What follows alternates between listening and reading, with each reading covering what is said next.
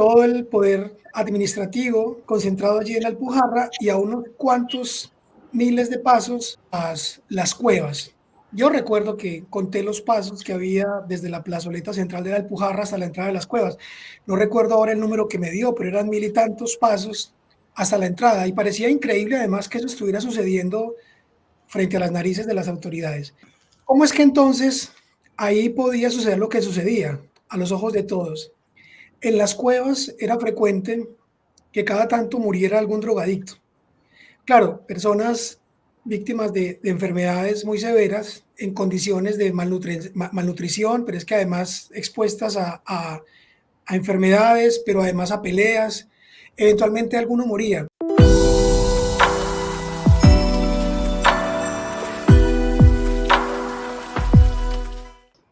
Hola, bienvenidos a Somos Historias, el programa de Casa Macondo, en el que nos encontramos los periodistas de la casa para conversar de este oficio que tanto nos apasiona. Y hoy estoy inicialmente con Christopher Tibol y José Alejandro Castaño, con quienes quiero hablar de nuestras historias de esta semana. Y quiero comenzar con José Alejandro. Vamos a empezar de una, este sí por fin dure menos de la hora. José Alejandro, con su columna de El ojo que oye, nos trajo un recuerdo que es un presente, porque desde 2002, en una investigación que hizo sobre las cuevas en Medellín,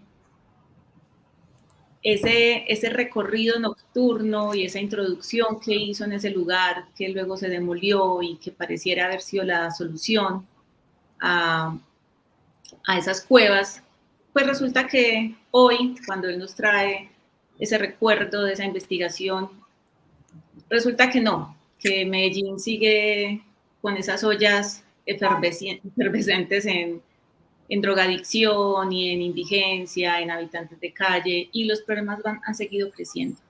Y yo quisiera que José Alejandro nos hablara de eso, porque si estamos hablando de 2002, y creo que antes de 2002 el antecedente todavía puede ser de muchos años atrás, y hoy en 2024 tenemos lo que pasa, tenemos denuncias de ataques de habitantes de calle a conductores que van en sus vehículos, les lanzan rocas, la basura, la drogadicción, muchas cosas que están pasando en la ciudad. ¿Cómo fue eso que encontraste, José Alejandro, en 2002 y cómo es lo que ves hoy y a lo largo de esos años? Bueno, un saludo para todos. Sí, las personas más jóvenes de la ciudad probablemente no saben o no han escuchado las cuevas de Barrio Triste.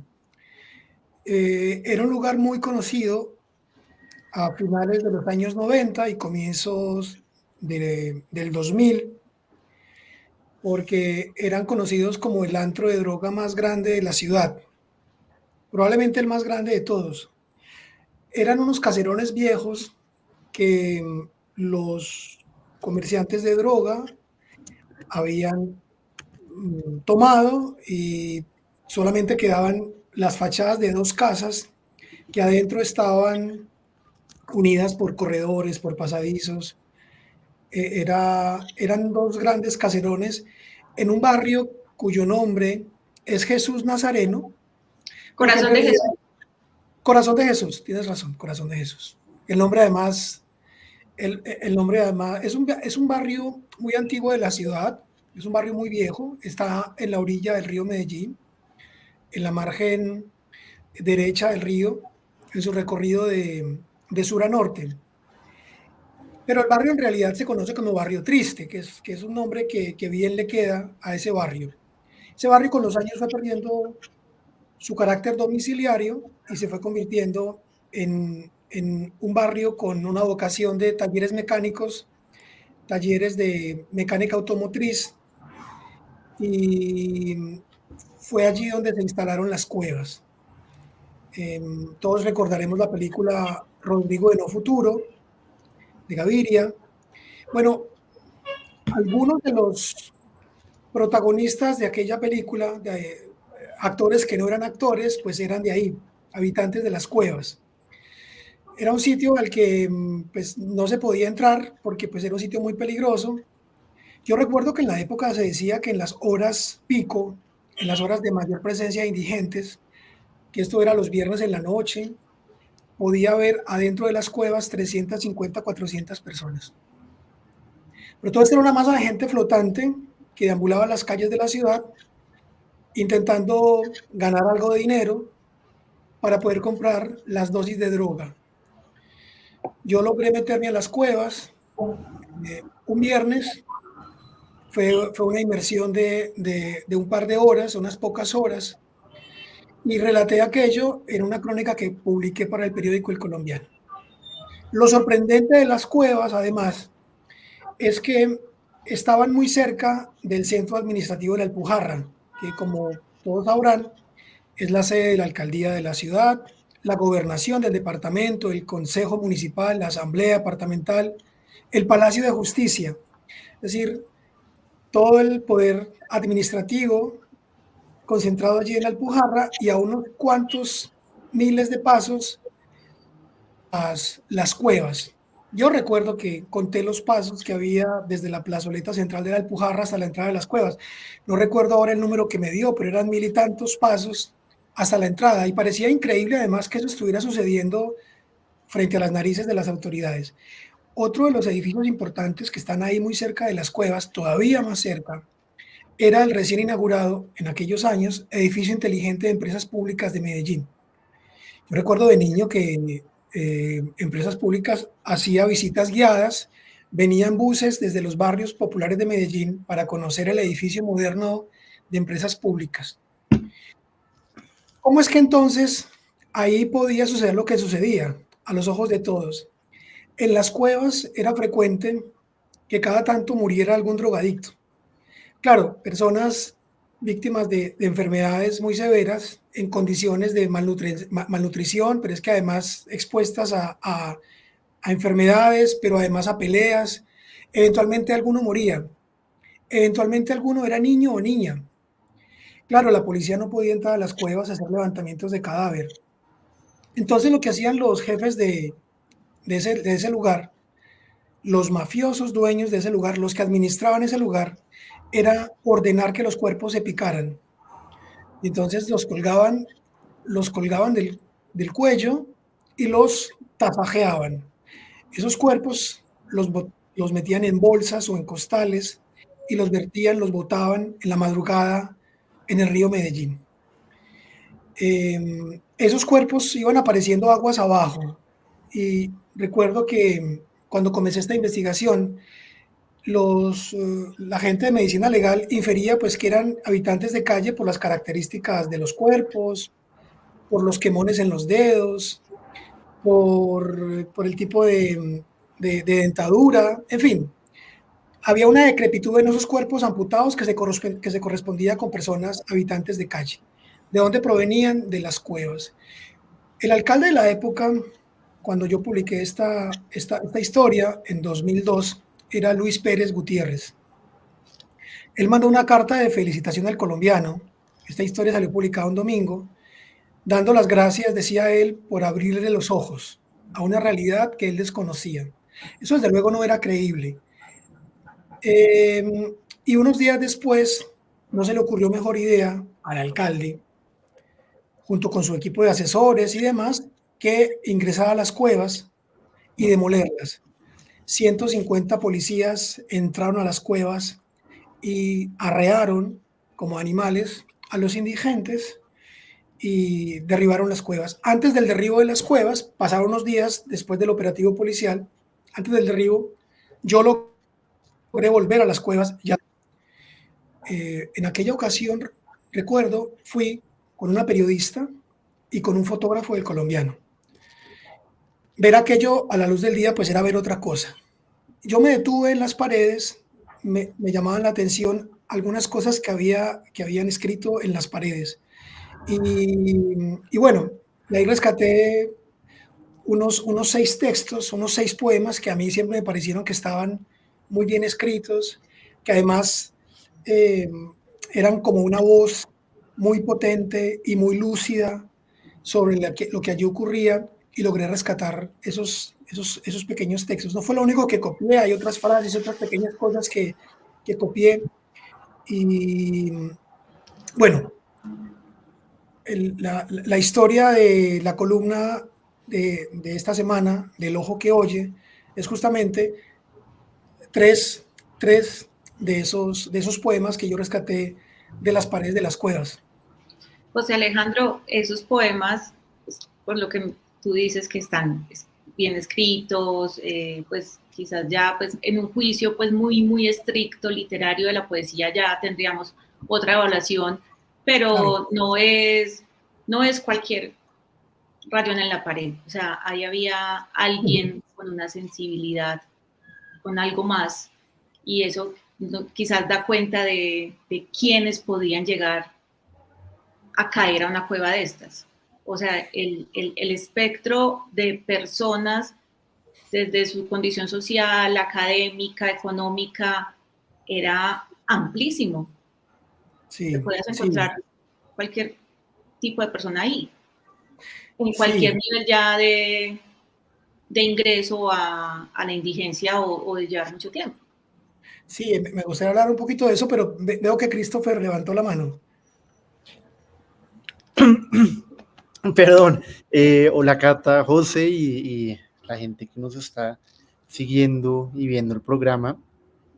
Sí, solo escuchándote hablar, José, yo no conocía qué eran las cuevas, yo he ido a Medellín varias veces, pero no conocía esa historia de la ciudad, pero sí pensé mucho en que hay un paralelo muy evidente en Bogotá, que fue lo que pasó con el Bronx, y pues primero Cartucho, luego Bronx, y como hoy San Bernardo, pero como en su momento cuando Peñalosa regresa a la alcaldía de Bogotá en el 2016, uno eh, de sus primeras decisiones fue entrar, como entró en su momento Pérez a las cuevas, al Bronx y a demoler, y a sacar a la gente. Eh, Ujú. y para mucha gente pues fue celebrado como un triunfo, ¿no? Como se está limpiando la ciudad, recuperó el Bronx, porque también es un lugar que geográficamente está cerca del poder, está cerca de la Plaza de Bolívar, de los órganos administrativos, eh, pero obviamente la tragedia es que no se hizo con ningún plan de contingencia, un plan de acompañamiento a la gente que vivía allá. Simplemente salieron y se formaron otras ollas, porque creo que en esas intervenciones a veces hay una fantasía de limpieza que es como yo entro y yo saco y expulso y entonces limpio la ciudad y mire lo bonito que es, pero si eso no viene acompañado de un programa de un acompañamiento social, pedagógico, pues, ¿qué resultado vas a esperar? Pues que crezca otro Bronx, como hoy en día existen, el costado sur del Parque Tercer Milenio, que es San Bernardo, que pues creo que se vivió una situación eh, igual de desesperada y complicada que en el Bronx, y pensé en ese paralelo también porque en tu columna tú rescatas, que me pareció un gesto muy especial, la poesía que se escribe hasta en los lugares más oscuros, ¿no? Hasta en ese lugar hay una inspiración poética, hay un gesto de dejar un testimonio, así sea en una pared, que tú afortunadamente logras recoger. Y con el Bronx ocurre algo similar. Yo no sé si ustedes conocen el mural de El beso de los invisibles. Sí, Que uno entra a Bogotá en la 26, está el mural, y eso lo tomó un fotógrafo. El mural se inspira en una foto que tomó un fotógrafo del tiempo visitando el Bronx, creo que con Juan Manuel Santos, sí. y le toma una foto a dos habitantes del Bronx dándose un beso, y pues borraron el lugar, pero queda inmortalizado ese beso, ¿no? Y borraron las cuevas, pero queda la poesía. Ahí persiste ese paralelo. De hecho, José tiene una fotografía de ese mural. Sí, lo La vi tengo. publicada una vez. Pero mira que Sí, es que Medellín tiene una obsesión con la asepsia. O sea, Medellín es una ciudad que siempre ha querido limpiar cualquiera de sus formas de limpieza, pero es una ciudad muy barrida, una ciudad muy que se arregla mucho y yo creo que hasta eso se refleja en los que somos de allá, que también somos como un poquito más empeñados en parecer o en ser otra cosa o en estar muy limpios o muy arreglados o ponernos muchos más adornos de los que ya traemos naturalmente. Es una ciudad muy maquillada y pues a mí no, pues yo creo que tengo todo el derecho a decirlo como medellinense, pero más, y me da mucho más derecho a criticar eso, porque por hacer bonito hemos hecho feo y hemos hecho sucio y hemos hecho el daño. Entonces mira que tú cuentas, claro, entran a barrer y eso es barrer debajo del tapete porque es correr el problema, porque no hay una verdadera política de asistencia o de tratamiento, porque finalmente a las personas que habitan las cuevas no les ven ningún futuro ni ninguna posibilidad. O sea, eso hay que, como cuando había grandes eventos de ciudad que mágicamente desaparecían los habitantes de calle y no saben dónde están, o sea, los esconden. Y mira que, por ejemplo, es que lo que nos cuenta José de esta cercanía del barrio Corazón de Jesús, que realmente nadie lo llama así, es barrio triste. Yo me acuerdo que en la parroquia del Sagrado Corazón de Jesús, que es la que está ahí, una vez pusieron además que es una iglesia, que es un templo que es patrimonial, y le pusieron una valla, que eso no se podía hacer, que decía que algo como que quien tiene a Cristo no puede tener un corazón triste. Y entonces invitaba pues a la misa. Una parroquia, voy a hacer un paréntesis acá, porque una parroquia donde fue párroco un cura que ha sido 3 veces denunciado por pederastia, o sea, es que como que todo se junta, un famoso cura que además ha estado muy relacionado con el poder que está cercano, lo que nos decía José. Entonces está el Palacio de Justicia y aquí vemos cero justicia alrededor de seres humanos que están en unas condiciones que no son las que tenemos nosotros 3. Están los organismos de administración de la ciudad, la gobernación, la alcaldía, está el consejo, está la asamblea, pues está todo, está el gran proveedor de servicios públicos frente a los que no tienen ni siquiera agua para bañarse. Pero además, cerca de ahí donde estaba antes el otro centro administrativo público de la ciudad, que es donde está ahora la Plaza Botero, hay otro Bronx, del que se habló mucho en el periodo anterior, en FICO 1, se habló mucho de este otro Bronx, otro que quisieron también recuperar, porque es que se habla de recuperar, se habla de limpiar, pero al final no hay una recuperación. Y esto está en la avenida de Grave, llegando como esta quebrada Santa Elena, que va a desembocar, y este corredor con este otro Bronx desemboca en la minorista, en la plaza minorista de Medellín, que es la segunda plaza de mercado más grande, y donde esto se salió de control. Por eso yo les decía al principio, José Alejandro nos habla de unas cuevas en 2002, pero ¿cuántas cuevas tiene Medellín? Sí. Y que hoy no son cuevas, o sea, hoy todo esto está en la superficie. Sí, las cuevas ahora son como una isla a la deriva. Tú has mencionado una cosa, Cata, que me parece que es uno de los asuntos centrales cuando uno va a abordar este tema y pretende hacerlo a profundidad. Y es ese valor de lo estético y lo limpio como una pretensión muy vinculada al imaginario paisa. Es muy habitual en nuestros barrios populares, todavía hoy, que las mamás y las abuelas salgan a barrer ya no solamente el frente de su casa, sino toda la cuadra. A la gente le gusta lavar y estregar con manguera y con jabón, y nos gustan los frentes limpios. Los alcaldes de Medellín se han valorado, durante muchos años se valoraron en función de lo bonita que se veía la ciudad, no de lo segura o lo insegura, sino de lo bonita que se veía. No es tampoco gratuito que a la ciudad se le llame en el pasado, y algunos recuerden aquello con cierta nostalgia, la tacita de plata. Entonces, la limpieza es una pretensión muy vinculada a nuestro imaginario como ciudadanos de Medellín. Para lo bonito, para que sea bonito, los paisas parecemos permitirnoslo todo o creemos que todo se permite. Los pactos de convivencia que se hicieron en el pasado y que hoy se mantienen con las bandas criminales están orientados en esa lógica. Que parezca, que se vea bonito, no se me desborde, pórteseme bien, llegue hasta acá.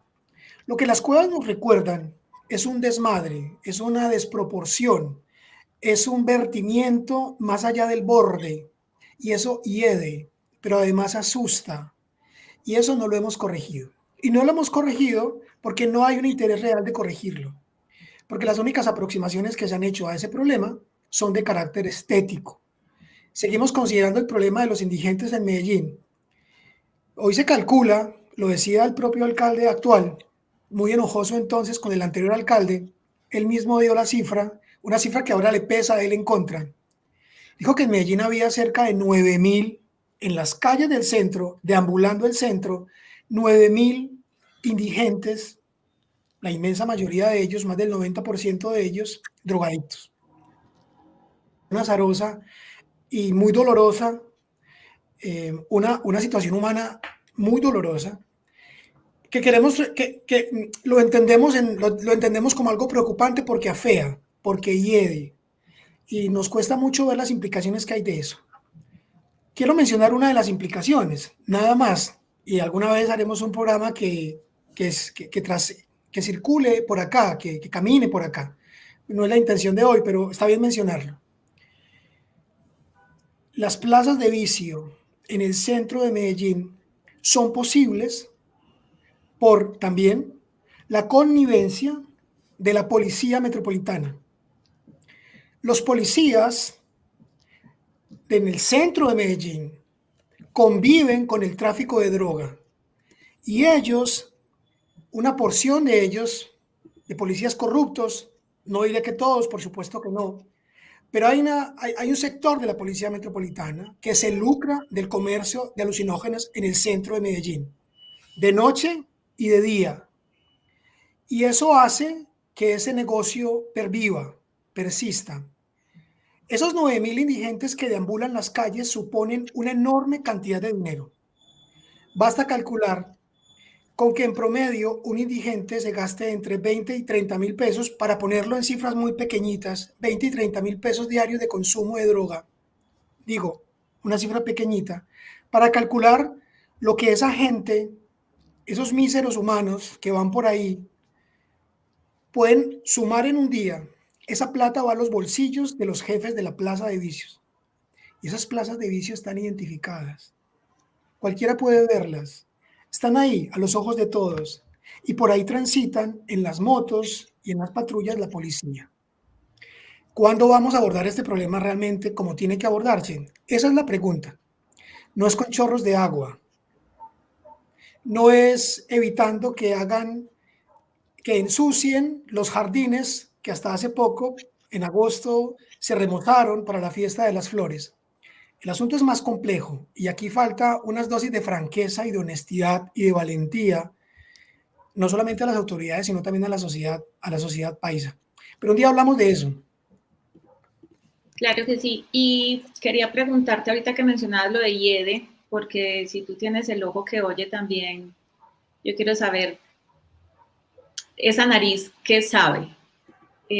Quiero que nos cuentes un poco, porque esa experiencia que te leemos ahí en la columna, yo quisiera saber más de qué percibía tu nariz y a qué te sabía eso que percibías cuando entraste a esas cuevas.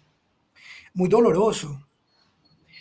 Mis niñas en esa época estaban pequeñitas y uno siempre ve a sus hijos en los otros niños, es inevitable.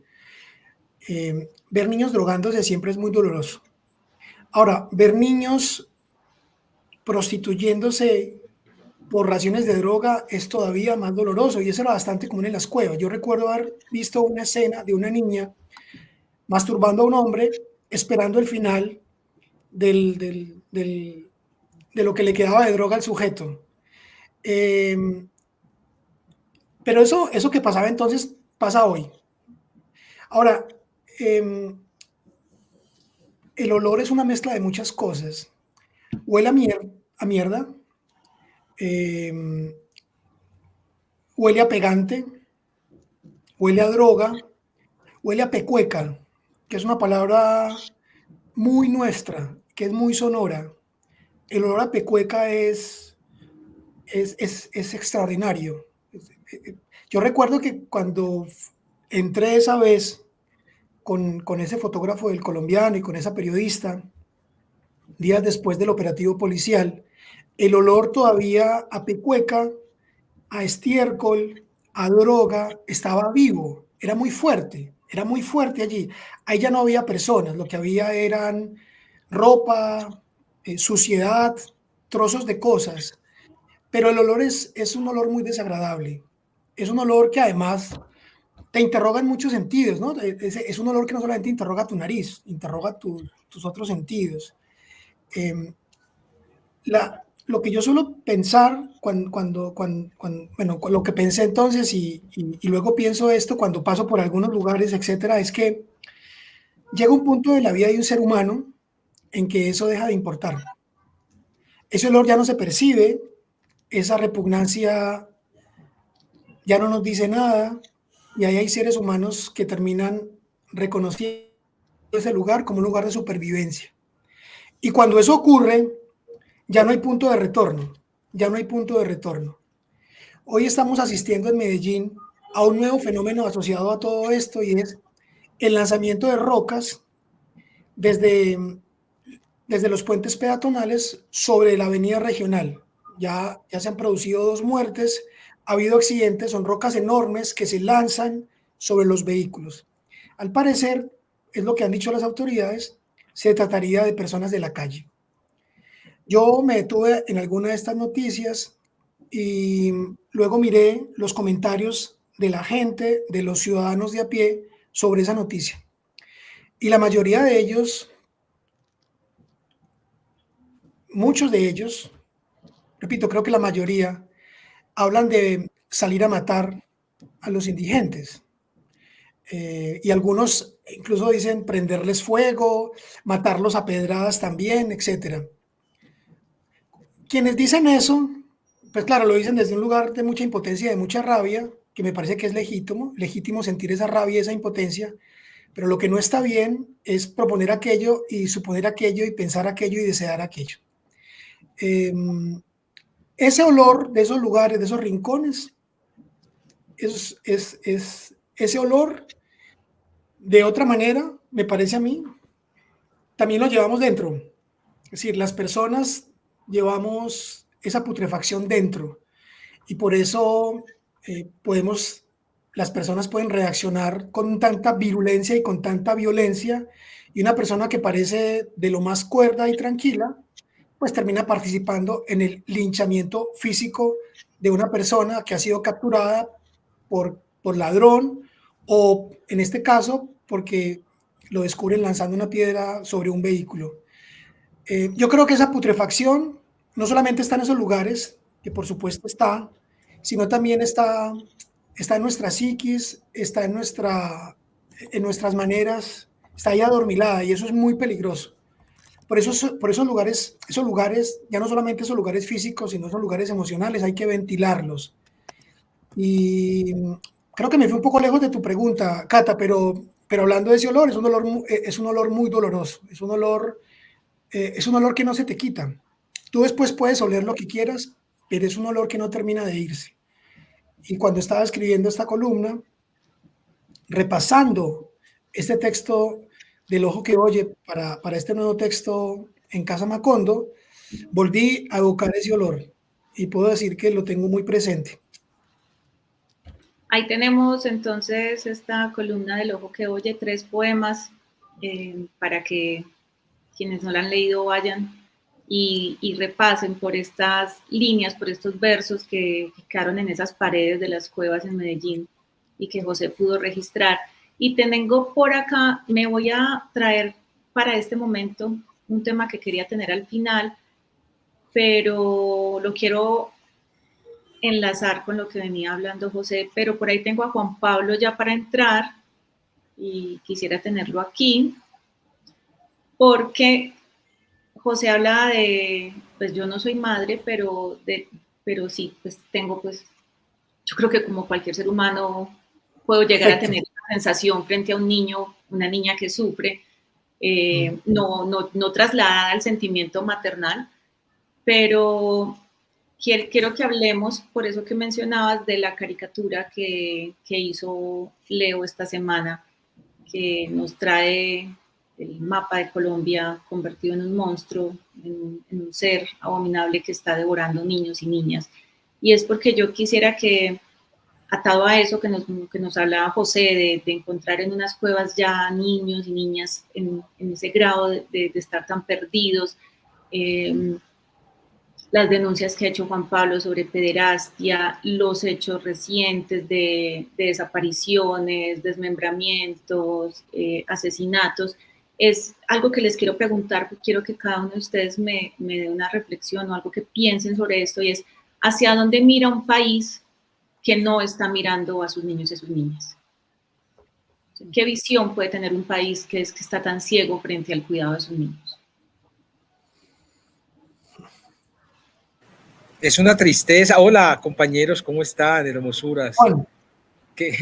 No, sí, es doloroso, Cata, sobre todo porque yo siempre lo he repetido, el lugar más peligroso para un niño o una niña en Colombia y en el mundo entero es el hogar. Es el hogar, ahí está el principal abusador, ahí está el papá abusador, el abuelo abusador, el tío, el primo.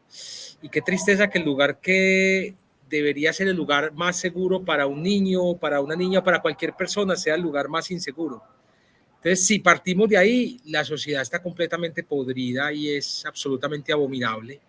Imagínense qué pasa en otros espacios, qué pasa en los espacios escolares, en los espacios deportivos, pues no hay seguridad. Y sobre todo, acá hablamos de niños o niñas, pero el 90% de los abusos sexuales es contra niñas, contra mujeres, ¿ya?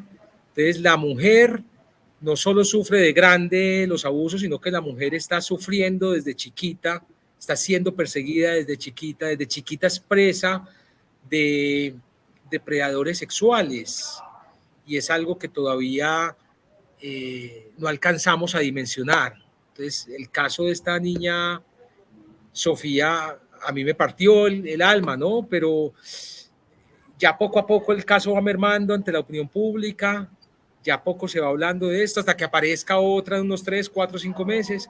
Y claro, cuando ocurre este caso, entonces salen los oportunistas políticos a proponer cadena perpetua, pena de muerte, a proponer referendos, sale la directora del bienestar familiar con propuestas.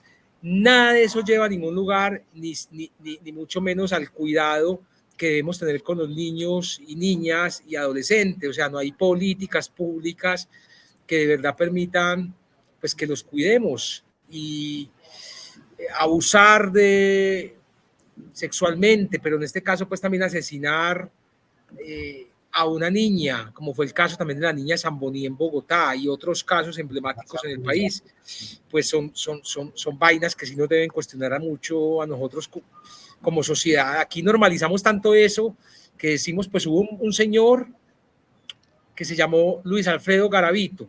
Entonces, también lo deshumanizamos a él al llamarlo monstruo. No, no es ningún monstruo, es un humano que viola y asesina. No es monstruo. No lo llevemos a un plano. Tampoco es un enfermo. Ni es un enfermo, ¿no? Entonces, es claro, un como ser humano, es un delincuente. Claro, este señor violó y asesinó a 200. Uno me parece como una cifra pequeñita frente a todo el mal que el otro hizo. Entonces sí estamos en una ciudad en una sociedad muy enferma que yo creo que debe revisarse constantemente.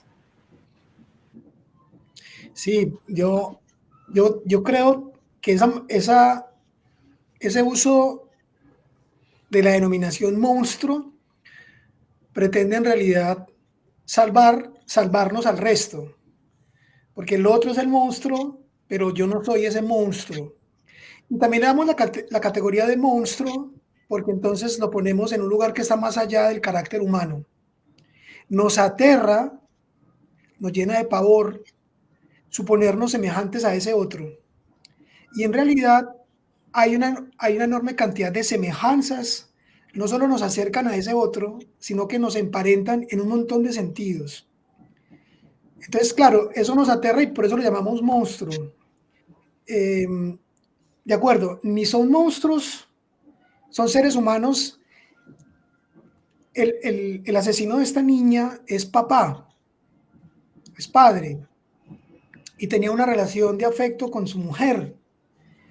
Sí, no es un tipo que emerja de las alcantarillas para matar a otro, es un señor que va por la calle y que a simple vista no es reconocible como un abusador. Y eso es lo terrible de esto.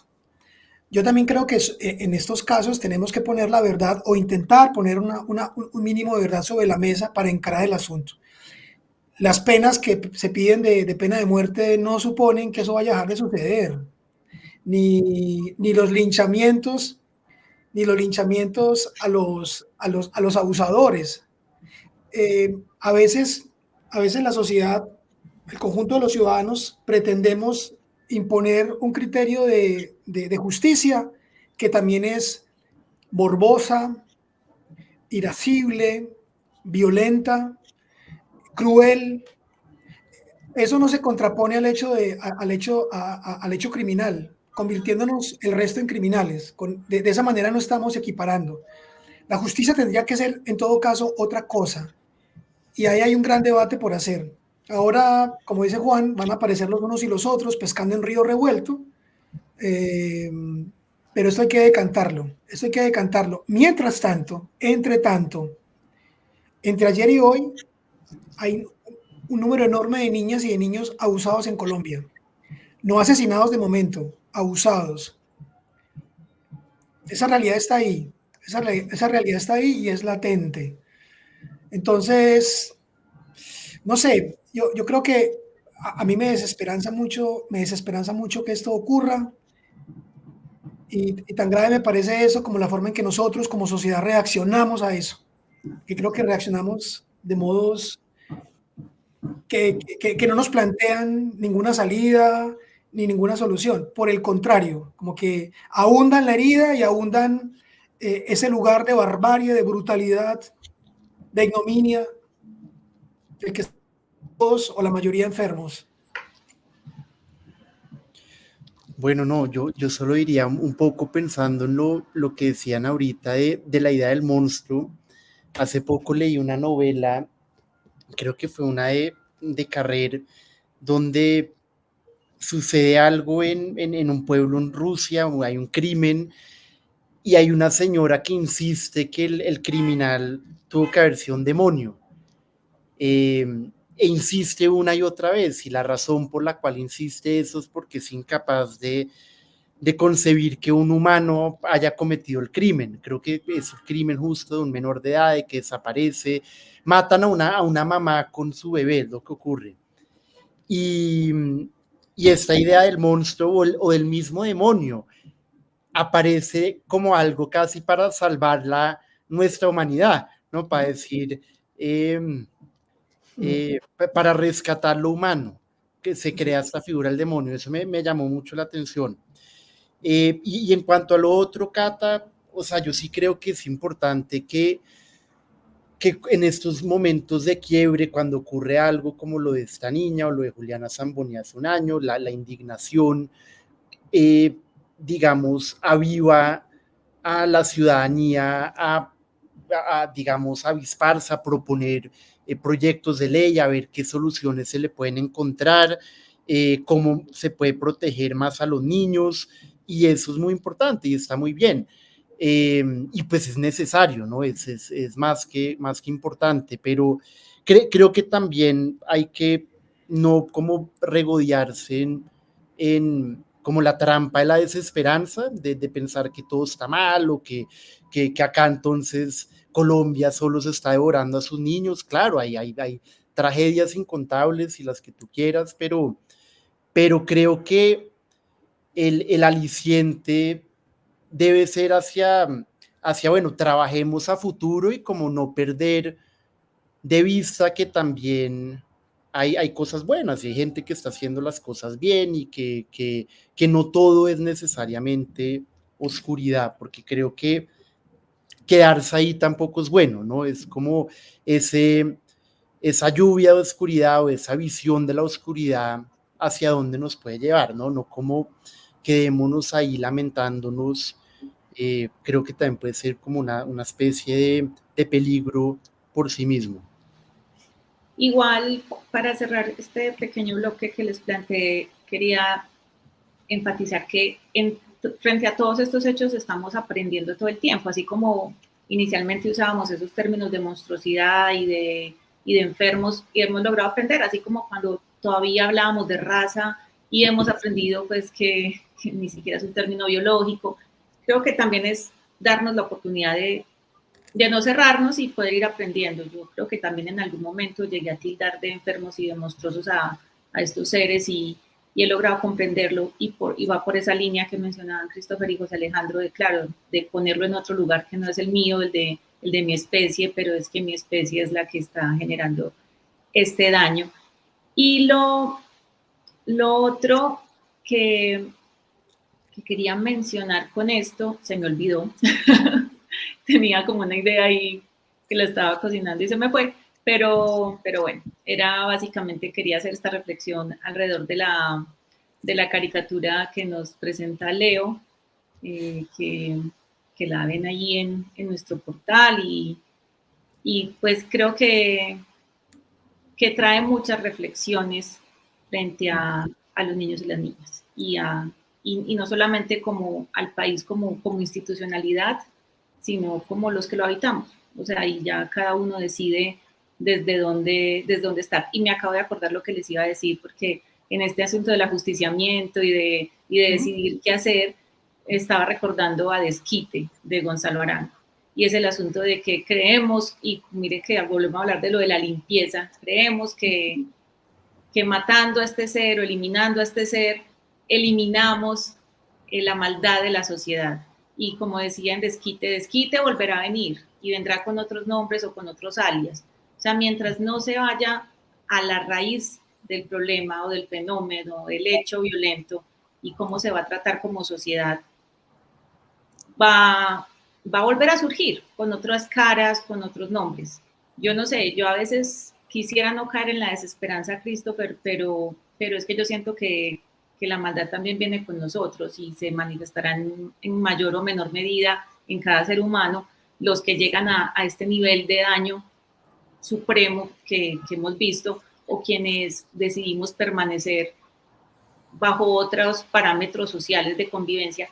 Pero el asunto es ese, que pensar en que destruyendo el ser, destruimos el fenómeno, por ahí el asunto no va a ocurrir. Y para continuar con este Somos Historias, quiero que vayamos a hablar de literatura con nuestro editor general. Yo voy saltando, ustedes saben que ya saben cómo es mi estilo, que yo voy yendo y viniendo. Y creo bueno, que es un poco la casa. Casamacondo es un poco eso, es decir, somos eso, somos exacto, sí, así como pasamos de la sala al comedor y a la cocina y nuestros contenidos dan cuenta de eso.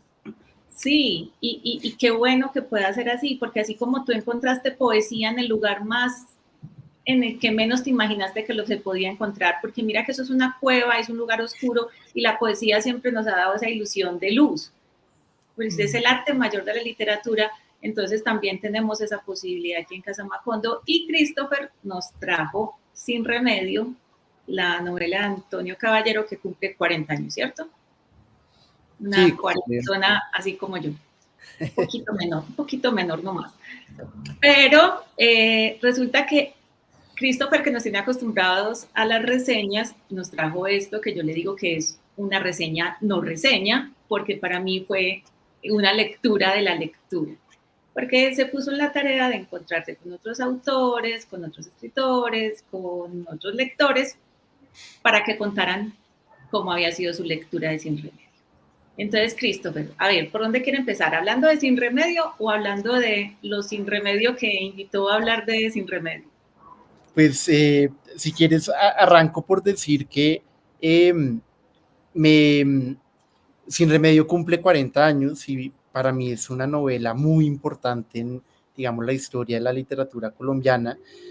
Y cuando me di cuenta que cumplía 40 años, me puse a ver qué homenaje se le estaba haciendo en medios, en Bogotá, y en ningún lado. Hay una nota del Espectador, pero no, digamos que no ha sido un aniversario como si lo ha sido los 100 años de La Vorágine. Y fue un libro al que yo llegué tarde. Yo leí Sin Remedio en plena pandemia, en un club de lectura. De hecho, de las personas del club lo invité a que a que contara su experiencia.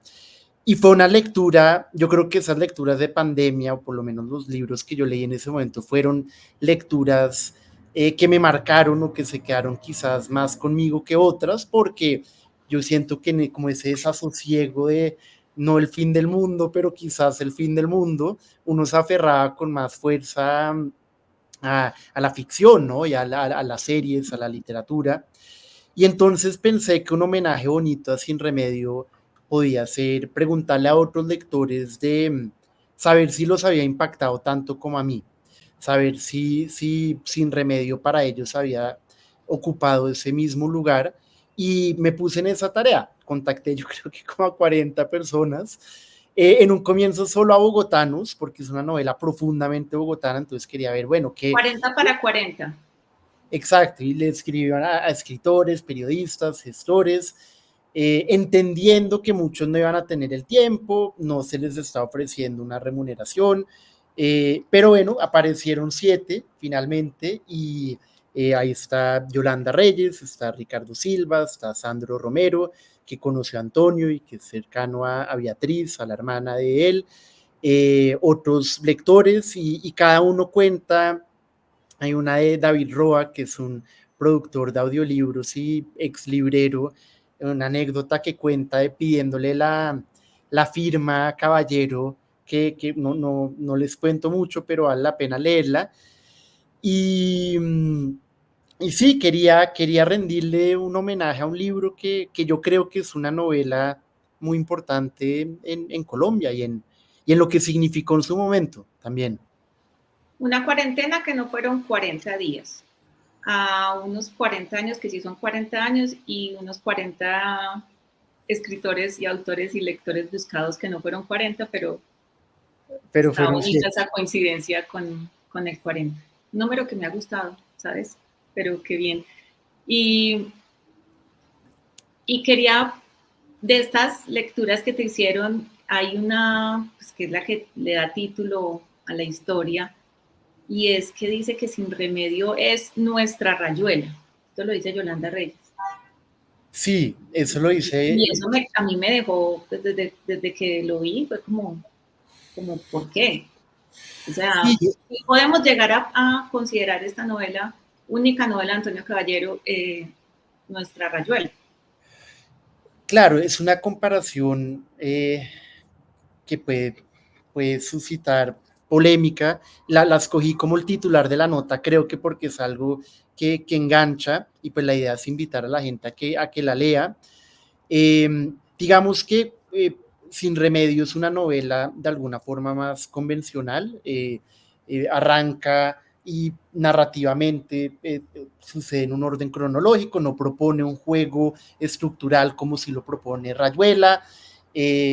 Rayuela, bueno, yo la leí hace muchos años, pero lo que me acuerdo es esta búsqueda de un escritor, como otras novelas, y hay como algo muy metaliterario en el mismo texto. Sin Remedio, yo creo que no, en ese sentido no se asemeja tanto, pero creo que a lo que Yolanda está apuntando es que fue una novela muy importante para su país, y una novela que le reveló que como que dio un golpe en la mesa, un poco también por su, no quiero decir monumentalidad, pero sí por su ambición. O sea, Rayuela es una novela muy ambiciosa, y Sin Remedio también. Y es interesante porque Sin Remedio sale en el 84, que fue una década donde salieron unas novelas muy ambiciosas en Colombia, que siento que ya no se ven tanto. Fue la época de La Tejedora de Coronas, por ejemplo, que es una novela en la cual cada capítulo es una oración de 30 páginas, también es bastante grande. Es cuando sale El amor en los tiempos del cólera, es cuando salen en diciembre llegan las brisas. Había como esta pretensión literaria de hacer algo realmente grande, importante, y Sin Remedio quizás es la que lo hace de una forma más urbana. Ya la novela urbana colombiana, seguramente hay expertos que la rastrearán muy atrás, pero o sea, para mí es un fenómeno más de esos años. Pienso en un Que Viva la Música, o en un Los Parientes de Esther, de Luis Fayad, de finales de los años 70, pero Sin Remedio lleva la urbanidad a, pues, a otro estadio, ¿no? A otra dimensión. Es esta gran novela de Bogotá, eh, y es una novela sobre un poeta. Es muy chévere, porque yo me acuerdo cuando la leí en el club de lectura, a casi nadie le gustó, porque les parecía que Ignacio Escobar, el protagonista, era muy antipático, y el tipo sí es antipático, como Antonio Caballero era antipático, pero a mí hay cierta como vena de antipatía bogotana que disfruto mucho, y que me parece divertida, chistosa, y siento que la gente así antipática nos coge ser así antipática, ¿no? Es algo como un rasgo involuntario. Lúcido. Dime.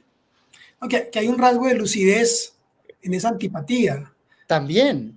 O sea, pero Christopher, es que precisamente lo que quería preguntarte, porque yo siento que es muy bogotana, entonces, pues en lo que leo, en las lecturas que hicieron, y si bien, pues por más que sea muy bogotana, no la cierra ni la acerca a unos únicos lectores, pero puedes creer que el encanto o el gusto por Sin Remedio tenga más de esa familiaridad o afinidad de la capital.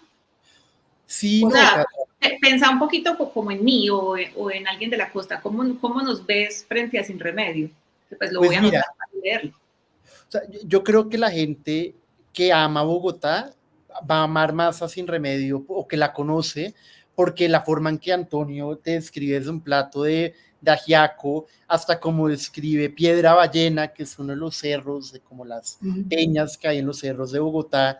Es una novela que uno la ha vivido, la ciudad, entonces tiene ese valor adicional.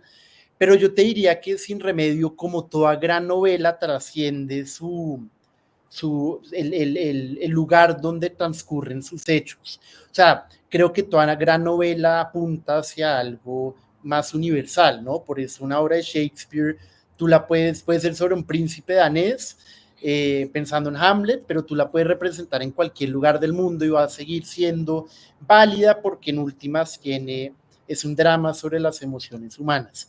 Y creo que ese elemento universal existe en Sin Remedio, y fue como mi alegato en el club de lectura, que no muchos me pararon bolas, pero lo hice, o sea, me preparé, porque para mí Ignacio Escobar, el protagonista de Sin Remedio, es un descendiente de una línea de personajes literarios que empieza con Hamlet, y que, digamos, ocupan un lugar central en la literatura rusa, y allá lo designan con el nombre del hombre superfluo.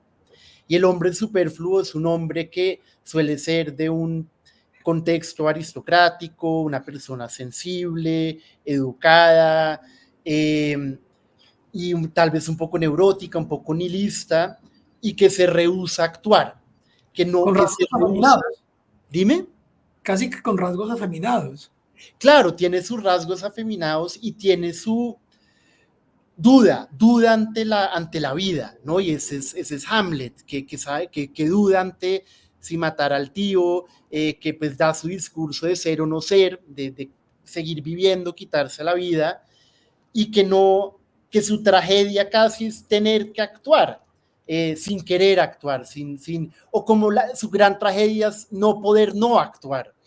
Y ese es Ignacio. Ignacio es alguien que al comienzo de la novela su novia lo deja porque no quiere tener un hijo, él no se quiere comprometer a una causa, él no se quiere comprometer a nada, él quiere no ser, pero hay fuerzas de familia, de sociedad, de política, hay un remolino que lo condiciona y lo mueve, y él termina un poco cercado y siendo víctima de todas estas fuerzas, hasta que pues ocurre lo que ocurre al final, que no voy a decir, pero entonces por eso es una novela muy bella, porque es alguien que se ve un poco obligado a actuar cuando no, su temperamento, su disposición, su deseo es no hacerlo.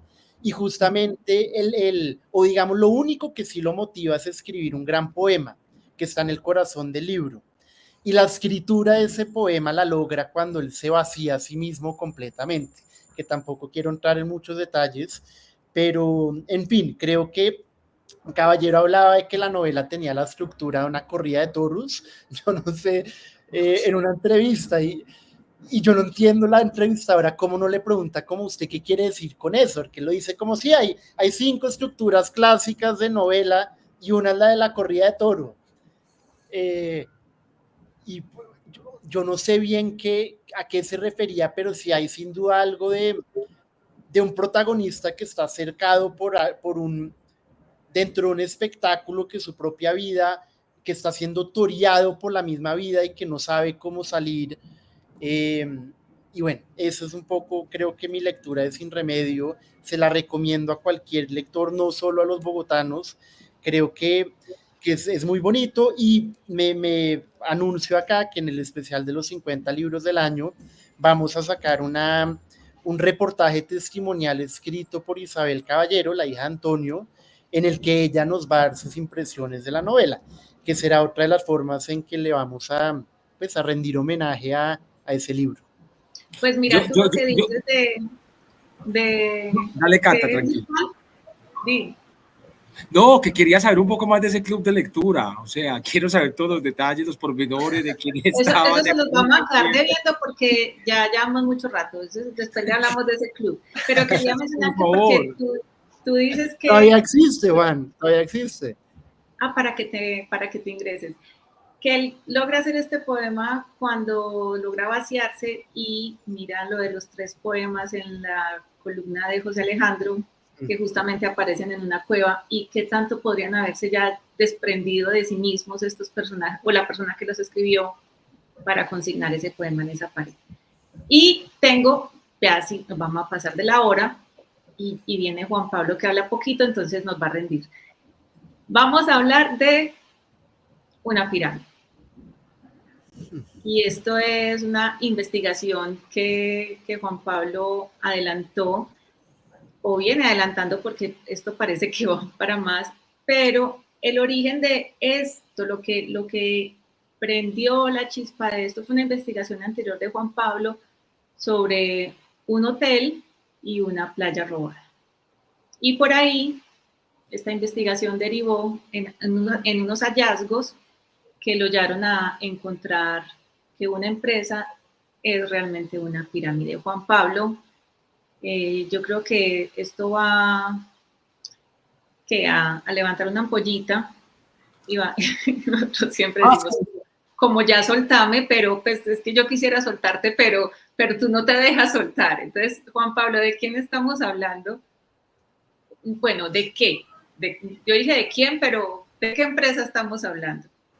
Bueno, hoy voy a hablar cortico. ¿Y quiénes son sus socios? No, pues mire, estamos hablando de Hitos Urbanos. Hitos Urbanos, la empresa de la que son socios Álvaro Rincón, esposo de la ex vicepresidenta Marta Lucía Ramírez. Ella también es socia de Hitos Urbanos según su declaración de renta y de conflictos de intereses, de un señor que llama Juan Bernardo Galvez Cruz, y de Juan Camilo Ochoa Yepes, que es el gerente de Hitos Urbanos. Es una empresa constructora que existe desde 2003, llevan 21 años en el mercado, y al principio era una empresa muy respetable, que cumplía con sus obligaciones, que hacía sus construcciones y las entregaba, pero que con el tiempo pues comenzaron unas fallas estructurales que hoy pues nos permiten afirmar, y ni siquiera lo afirmamos nosotros, sino unos inversionistas que me buscaron, pues que Hitos Urbanos es una pirámide en la cual dependen de nuevos proyectos para poder terminar los antiguos proyectos. Entonces no solo está el testimonio de estos 3 inversionistas con los que hablé, y de una abogada con la que también hablé hace poco, sino de 218 expedientes judiciales que encontramos contra Hitos Urbanos. La mayoría de estos expedientes, aproximadamente 180, expedientes en juzgados civiles, porque también hay otros expedientes por demandas laborales. Hay varios de esos, eso no los vamos a tocar, estos podríamos dejar para después, pero aquí estamos concentrados en más de 180 expedientes que son demandas civiles por sumas de dinero que se han presentado en los últimos 3 años. No son demandas de hace 10, 15 años, son de los últimos 3 años. Pues mandé los 180 derechos de petición a todos los juzgados. No han respondido todos, otros han respondido en que no van a entregar, entonces toca interponer tutela. En fin, son muchos y uno tiene que saber escoger las peleas. Pero sí me entregaron aproximadamente unos 40 expedientes judiciales que terminaron con, que son demandas de los proveedores de hitos urbanos, demandas de los que le venden los televisores, las camas, las varillas, el cemento, los que les brindan seguridad. Todos los proveedores, podría decir yo, de hitos urbanos los han demandado para poder acceder a su dinero. Y todas estas demandas han terminado con el embargo de sus cuentas y sus propiedades. He contado ya más de 20 embargos en los últimos 2 años. Yo no sé esa gente cómo ha podido sobrevivir en este tiempo. ¿20 embargos de inmuebles construidos por hitos urbanos? No, embargos de propiedades de ellos, como sus oficinas y otras oficinas que tienen. Por impagos.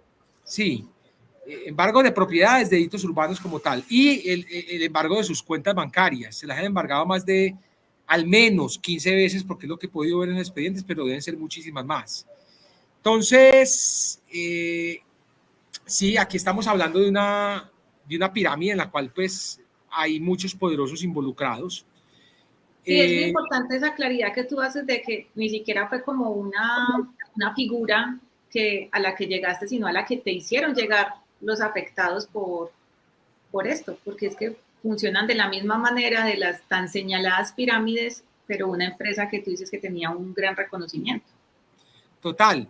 Ahí están todos los expedientes. Vamos a publicar una historia, bueno, la historia que publicamos es larguita, pero ahí damos cuenta de cada uno de esos casos, de cuándo no pagó, de por qué no pagó, de por qué les embargaron las cuentas. Vamos a ver también qué dicen ellos. Ellos no quisieron responder pues los correos que yo les envié, nunca han querido responder. Pero aquí sí estamos ante un caso pues muy similar al de las pirámides que se han denunciado en Colombia, estafas, ¿no? Y me lo definía, yo le pedía a uno de estos inversionistas, le decía, por favor, ¿cómo defines una pirámide? Y se la va a definir así. Hitos urbanos en estos momentos depende de nuevos proyectos y de que le ingrese plata por nuevos proyectos para poder terminar los anteriores proyectos. Y le prometen a una familia, por ejemplo, que se mete en un proyecto para un apartamento, le dicen, vamos a entregar el apartamento en 2024. Se lo entregan en 2027. Estamos hablando de retrasos de 3, 4 años. Entonces, claro, a una empresa la demandan. Toda empresa tiene demandas y recibe demandas. Y yo estuve revisando ahí como en comparación con otras constructoras, incluso que son mucho más grandes que hitos urbanos, y ninguna se acerca al nivel de expedientes judiciales que tienen abiertos los señores de hitos urbanos por cuenta de no cumplirle a sus proveedores y de no cumplirle a sus inversionistas. Porque aquí también estamos hablando, por ejemplo, del caso de San Andrés, ahí lo menciono en la nota. El caso de San Andrés, que les venden a los inversionistas un hotel, el Gran Sirenis, y les prometen la playa privada, que además la playa es una playa pública. Pues esa playa, en este momento ese hotel no tiene playa, esa playa no la han podido ellos acondicionar como su playa privada por cuenta de que hemos hecho la denuncia y de que hemos estado encima. Eso ahí sigue siendo un embarcadero que se llama Toninos Marina. Entonces me contaban estos inversionistas, con los que hablé esta semana, me decían, uno de ellos me decía, yo no estoy en el proyecto de San Andrés, pero todos los que se metieron en ese proyecto se sienten absolutamente robados, porque les prometieron playa privada y en este momento ese hotel ya lo inauguraron hace un año y no hay playa, no tiene playa, no hay playa privada. Un hotel, Juan. Sí, José. Un hotel, Juan, que vos contabas con sumo detalle, lo construyeron a la brava, una serie de irregularidades, entre otras, la altura del edificio que violenta una norma que prohíbe una cierta altura, o sea, además del ofrecimiento de una playa que no pueden ofrecer como parte del proyecto, las otras cosas en que han incurrido. Juan, la pregunta es, por todo lo que vos has investigado en estos años, una investigación ardua, juiciosa, rigurosa, al detalle, ¿estos son unos caraduras profesionales? ¿Son unos malabaristas financieros? ¿Son una suma de todo eso? ¿A qué te huele todo aquello?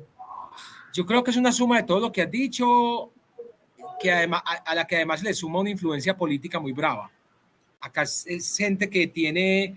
Yo he visto quiénes son los inversionistas de hitos urbanos y en algún momento publicaré, por ejemplo, diré quiénes son los dueños de los pisos 7 y 8, porque además en el Hotel de San Andrés, el Tribunal de San Andrés ordenó la demolición de los pisos 7 y 8, porque violaban los topes de altura. En este momento el Consejo de Estado está definiendo la segunda instancia, pero ahí los inversionistas están agarrados de los pelos porque, juepucha, además de que les prometieron una playa que no existe, entonces también les van a demoler los 2 pisos, si es que el Consejo de Estado confirma esta decisión.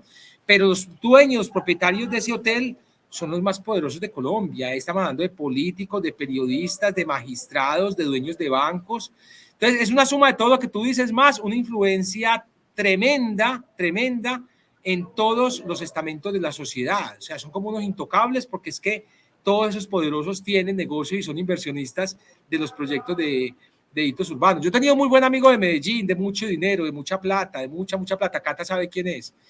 Y él no me volvió a hablar a mí por cuenta de mis investigaciones sobre hitos urbanos. Pero yo después me enteré con el tiempo cuando vi la lista de los inversionistas y yo, pucha, con razón de este bando me hablan y me volvió a hablar porque era súper querido, era queridísimo. No me volvió a hablar y yo, lo siento mucho. Pero hay gente muy poderosa pues involucrada acá y a los que no les convendría, por ejemplo, la historia que estamos publicando nosotros, porque pues ya señalar, no porque sea una opinión nuestra, sino porque es una opinión de unos inversionistas, más las pruebas que reposan en los expedientes judiciales, señalar que aquí estamos hablando de una pirámide, pues es una acusación que los pone en aprietos porque sí, o sea, ya comienzan las dudas sobre ellos, ya quien vaya a invertir ahí pues tendrá que pensársela 2 veces antes de invertir. Y estaba hablando hace poco con una abogada, pues no alcanzamos a publicar el testimonio de esta abogada ahí, pero ella me decía, yo represento a decenas de víctimas de hitos urbanos y bueno, no queremos llevar esto a los medios. Ella se enteró de la investigación, no porque la vio publicada, sino porque el juzgado al que yo le pedí el expediente decidió preguntarles a las partes si estaban de acuerdo en si me entregaban el expediente o no. Que eso pues no lo deberían hacer los jueces, pero bueno, respeto esa posición. Esta abogada me llamó. Entonces, lo que publicamos es mínimo en comparación a lo que hay ahí detrás. Es mucho dinero de por medio y una incertidumbre muy brava para esas personas que han invertido su dinero ahí. No estamos hablando de personas pobres, pero pues no importa, así sean ricas o tengan dinero, pues también tienen derecho a que su dinero y sus inversiones se respeten, porque estoy seguro que muchas de esas personas, la mayoría o todos, no sé, pues también han trabajado duro por obtener esos recursos económicos, por tener lo que tienen, ¿no? Claro, entonces, el hecho criminal no se tipifica únicamente o naturaleza de las víctimas. Aquí hay un hecho que apunta es decir, hay unos hechos sumamente graves, criminales, por eso están los juzgados. Juan, si esta es la madeja que recién se está jalando, lo que parece claro es que vendrán muchos más textos, vendrán muchas más revelaciones y esto solo crecerá. Sí, yo creo que sí, que van a llegar pues muchas historias después de esto, van a aparecer todos los demandantes a los cuales no tuve acceso a los expedientes judiciales porque en los juzgados no me los entregaban. Yo creo que van a aparecer muchas víctimas y muchas personas que se consideran estafadas pues por una empresa como Hitos Urbanos. Juan, yo te pregunto, con tantas demandas, tantos embargos, tanta insatisfacción, ¿por qué esto no ha salido? ¿Por qué esto no es noticia ya? Porque suena que la cantidad de episodios negativos para hitos urbanos hubiera justificado que hace unos meses o hace más ya esta nota estuviera en todos los medios. Pues es que yo creo, Christopher, que la señora ex vicepresidenta tiene contacto en todos los medios y tiene fichas en todos los medios. Yo, por ejemplo, cuando trabajé en Caracol Radio, ya, uno de sus periodistas allá en Caracol Radio, que ahora es el jefe de redacción, me decía, para mí él era el jefe de prensa de Marta Lucía Ramírez. ¿Ya? Incluso ella me dijo una vez, mira, es que Alfonso Espina, que es mi gran amigo, Alfonso Espina, sí, para que me va a callar el nombre, es mi gran amigo. Él sabe quién soy yo y él sabe que yo no he hecho estas cosas. Entonces, claro, uno ve que hay fichas en todos lados de estos personajes. Yo sí creo pues que ahí en Caracol Alfonso es muy amigo de la ficha de Marta Lucía Ramírez y no les interesa pues como cuestionar esos poderes. Ahora también tengo que decir que en Caracol Radio tuve la libertad editorial para investigar delitos urbanos. Gustavo Gómez me dio esa libertad editorial para investigarlos, para publicar todo lo que publiqué. Pero yo sí creo que hay aliados en todos los medios. Como les dije ahora, también hay periodistas muy poderosos, que esos nombres sí me los reservo, tal vez más adelante los publique, porque no es un delito tampoco, ¿ya? Que tienen inversiones con hitos urbanos. Entonces creo que tampoco les interesará que esto sea publicado. Claro, que es una actitud benevolente, así como son tan fieros algunos periodistas para ventilar ciertos temas, con igual fiereza para no tocarlos. El gran temor de una pirámide es que aquello se cuente y que los incautos siguientes pues se la piensen mejor, y en un país de pirámides, también habría que recordar eso, en un país de pirámides este tipo de negocio se repite y se repite, y el patrimonio de estos negocios es justamente que no se ventilen. De manera que yo, escuchando a Juan Cata y leyendo este informe que ya está en Casa Macondo, yo me imagino pues que esta gente está muy preocupada y muy molesta, con razón, con Juan. Ahora, es su trabajo, ¿no? Y Juan, este espacio también es para contar ese tipo de cosas. ¿De dónde tanto tiempo, Juan? ¿Y de dónde tanta convicción, Juan?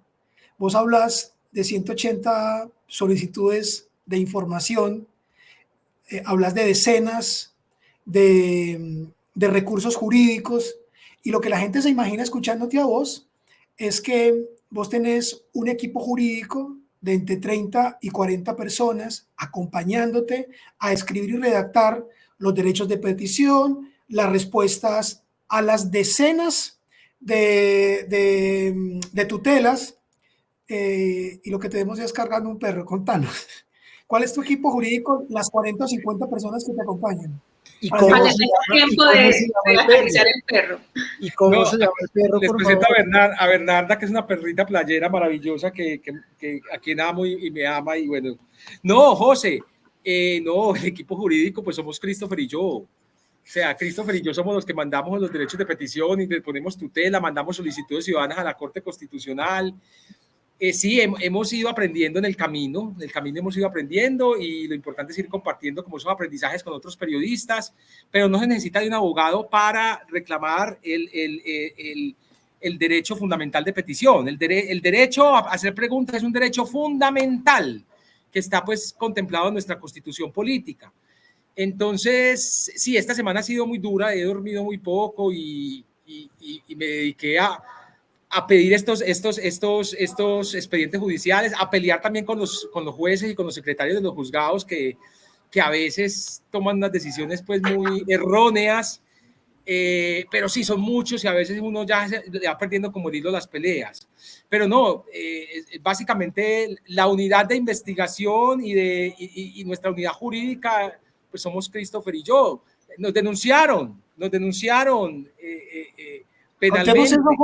Contemos eso, Juan, porque sí, es que este ejercicio de lo periodístico, entendido de esta manera, con esta convicción y esta terquedad, tiene unos costos. Aquí nos reímos, lo hacemos con admiración y profundo cariño por el trabajo de ambos y por el liderazgo de Juan, pero eso tiene unos costos y unos desgastes emocionales muy jodidos. Contanos un poquito de eso, Juan. Claro, sí, es que pues, eso es como cuando uno baila ballet, que a uno le dicen sonríe, nadie tiene que saber que te está doliendo. Eso es lo que dice José. Exacto, sí, no, pues nos denunció, a Christopher y a mí nos denunció el vicecontralor Carlos Mario Zuluaga Pardo, y tenemos la cita pues en estos días, y no vamos a ir con abogados ni necesitamos abogados. Nosotros, la investigación sola se defiende y para eso uno no necesita un abogado. Entonces nos citaron a la audiencia de conciliación, iremos a la audiencia de conciliación y diremos, mire, aquí no hay absolutamente nada que conciliar. La información que publicamos no es falsa, inexacta ni errónea. A mí ya me han denunciado muchas veces y eso no ha terminado nada. Esta es la primera denuncia contra Christopher. Yo sí quisiera escucharlo a él, a ver cómo se siente al ser en estos momentos subyúdice. Bienvenido a los juzgados. Bienvenido, Christopher. Pues Juan, yo me siento bien acompañado. O sea, yo contigo en estas me siento tranquilo. Si hubiera estado solo, creo que me asusto, pero eh, lo, tú me tranquilizaste rápidamente explicándome que a ti te han denunciado muchas veces, ¿no? Y que nunca nada ha pasado con eso porque, pues yo creo que lo que está haciendo ahorita el señor Zuluaga son patadas de ahogado. Nosotros tenemos la manera de sustentar cada una de las acusaciones o cada una de las cosas que revelamos sobre él, sobre su pareja, expareja. Entonces sí, yo siento que estoy ahí con un buen abogado, contigo, con el mejor. Entonces yo soy tranquilo. Bueno, no, y Cata hace ese llamado siempre al final, pero se los hago en este momento. Nosotros en Casa Macondo, miren, este año y medio todos los periodistas de Casa Macondo hemos donado nuestro tiempo. A nosotros nadie nos paga ni nos está pagando por estas investigaciones. Vivimos de proyecticos pequeños que nos salen. Y también queremos apelar a la solidaridad, a la generosidad de ustedes, a que nos apoyen, a que donen en nuestra Baki. Ya queremos, soñamos con tener más periodistas el año entrante, poder tener unos practicantes para poderles enseñar a hacer periodismo, practicantes obviamente remunerados, pagos, ¿no? Esto no es ad honorem. Entonces, esto requiere de tiempo, de paciencia. La gente cree pues que nosotros somos ricos, tenemos billete y que no, a nosotros no nos paga nadie y lo que hacemos acá lo hacemos por un genuino amor y pasión por el periodismo, ¿ya? Obviamente, si nos tocara pagar abogados, ya estaríamos quebrados y nos embalaríamos, entonces preferimos pues como ejercer nuestra defensa por nuestra propia cuenta, pero porque nuestra defensa es el periodismo serio y documentado que hacemos. Esa es nuestra mejor defensa y es la única. Usted puede tener los mejores abogados, pero si usted mintió en una investigación, si usted no tiene los soportes, usted se va a joder, le va a ir mal. Entonces nosotros Juan, confiamos siempre en la justicia porque ahí está todo muy bien documentado. Juan, y agregar que Cata también cuente eso a nuestra audiencia. El proceso de verificación de datos, de edición, al que le dedicamos grandes trozos de nuestra vida diariamente, en la edición, revisión, en el soporte de nuestros textos.